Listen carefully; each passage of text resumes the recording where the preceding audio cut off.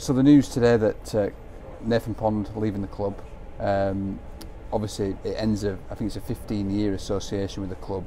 Both yourself and Nathan go back a long way. Just tell us a little bit about the man and the player that you know. Well, I think first of all, the first thing I would say is that it's going to seem really, really strange to not have Pondy around the club.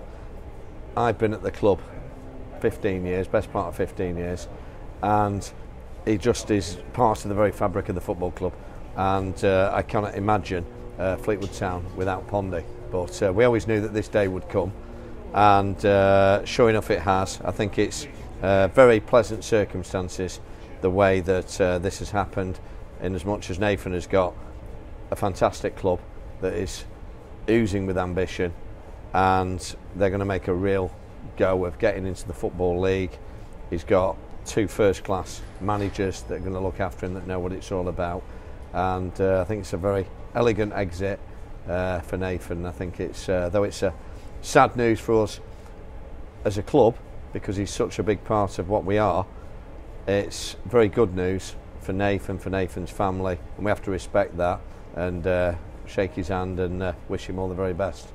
A player who's played just short of 500 games, 498 I think it is. A shame to not see him get to his 500, but that number though, it signals that how much he has really put into this football club. Well, I think we could perhaps dispute the 498 because he did play twice against Farsley Celtic, and those games happened, so as far as I'm concerned he got his 500. But yeah, I mean, it's just extraordinary. I think what you can, I mean, 498 games is remarkable, an incredible achievement. However, what is extra special, and I'm not sure will ever happen in the history of football again, is for a player to play at 7 different levels for a particular football club, and that is what Nathan has achieved from step 5 of the non-league all the way through to being a regular in League One, and that is just an incredible achievement. Both you and Nathan obviously go back a long way. Do you remember any early days, memories of matches that he played back in the North West Counties, or all the way through to Wembley when he won at Wembley as well? I do, yeah. Nathan's been part of the magical journey that we've been on, and I remember him as a tough tackling midfielder who some of his tackles were literally X-rated. They really were.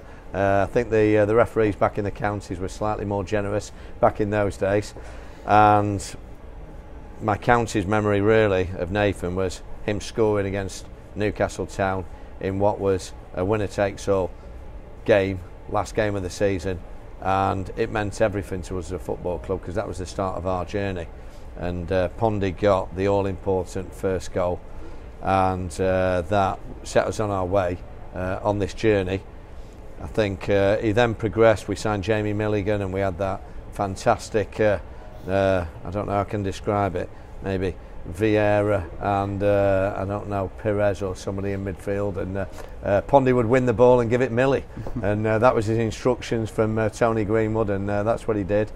It was mentioned that he would make a fantastic centre half, and I remember thinking, oh, I wonder if he could play centre half, and he certainly can, because he's been absolutely outstanding as a centre half, and he's gone on all of his attributes. He's glowed at centre half, his pace, his strength, his aggression. I think he reads the game very well also. So there's been so many Pondy memories, I could talk for hours, but they're the initial ones that really stand out for me.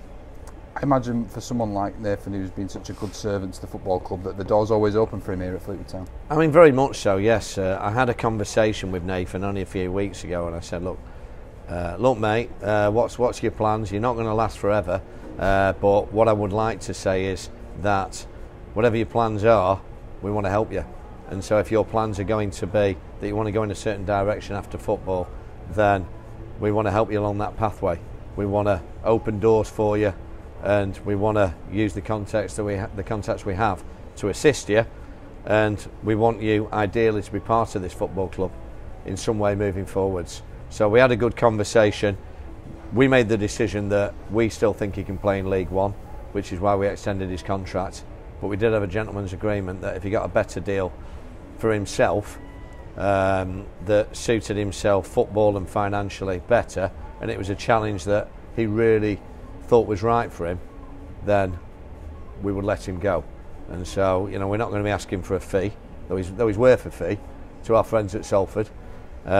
We are letting him go, and I'm sure he will be a huge part of Graham Alexander's promotion push at Salford.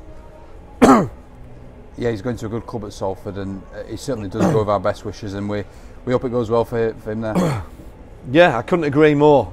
Salford, in a lot of ways, remind me of ourselves, and the determination we had in 2012 that we had to win the league, and that was what it was all about. It was a case of, look, we have to get out of this league. We've just built a new stand, we're building a new stadium, we want to be in the Football League, and we're going to be in the Football League, and we have to be in the Football League.